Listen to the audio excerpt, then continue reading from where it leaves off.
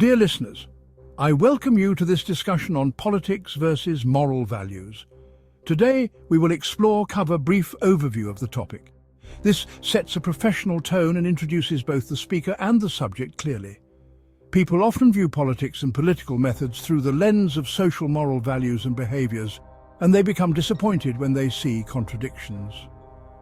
History has shown that politics and moral values have no direct relationship. The sole purpose of politics is to achieve its goals, and once those goals are achieved, it doesn't matter by what means they were reached. This is why Chanakya in Arthashastra and Machiavelli in The Prince both considered all means acceptable for achieving political ends. Once the goal is achieved, no one questions whether moral values were upheld or trampled upon. In politics, when the primary and ultimate objective is personal gain, politicians and governments create their own moral values to justify their actions. For example, when Shah Jahan ascended the throne, he killed all those who claimed the throne. People were upset by this, questioning why he killed innocent people. However, one of the court historians, Salih Kanbo, provided moral justification for this act in his book, Amal-e-Saleh, arguing that if the claimants had lived, they would have fought for power, causing thousands of deaths and bloodshed. Therefore, killing the claimants was necessary to prevent future conflicts. According to this justification, even if someone kills their brothers for power, it is acceptable.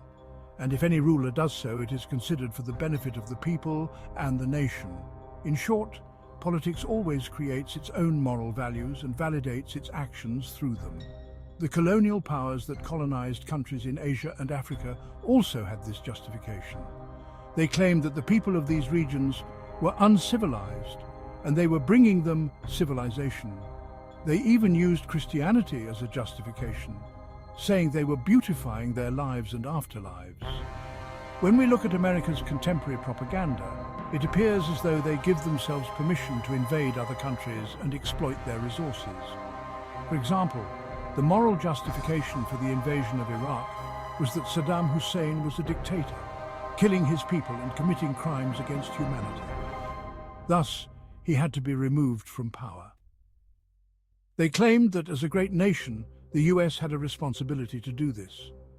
Another justification was that Iraq possessed nuclear weapons, which posed a global threat. Though America itself has far more nuclear weapons, they also spread the narrative that this war was necessary to protect Western civilization and values, as Iraq was seen as a threat. Their biggest claim was that they would replace the dictatorship in Iraq with a democratic system. Regarding Afghanistan, their justification was that the world was in the clutches of terrorism, and to eliminate this threat, they bombed the country and killed innocent people. They show no remorse for these actions because they claim it was necessary for the protection of their civilization.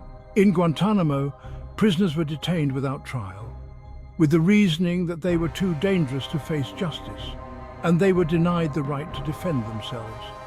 They were tortured, and forced confessions were extracted from them. In this way, for the sake of American imperialism, the rights to freedom of expression, prisoner rights, anti-torture laws, and the education of nations were all trampled upon. Now, prisoners are secretly detained and secretly held, and no one even knows what happens to them. The impact of American imperialism is felt not only globally, but within the US itself. Critics of the government are intimidated, their communications are monitored. Universities keep track of which books students read and what opinions they hold about politics.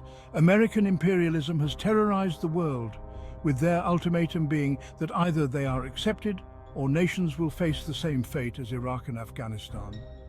They achieve their political objectives through the moral values they themselves have created.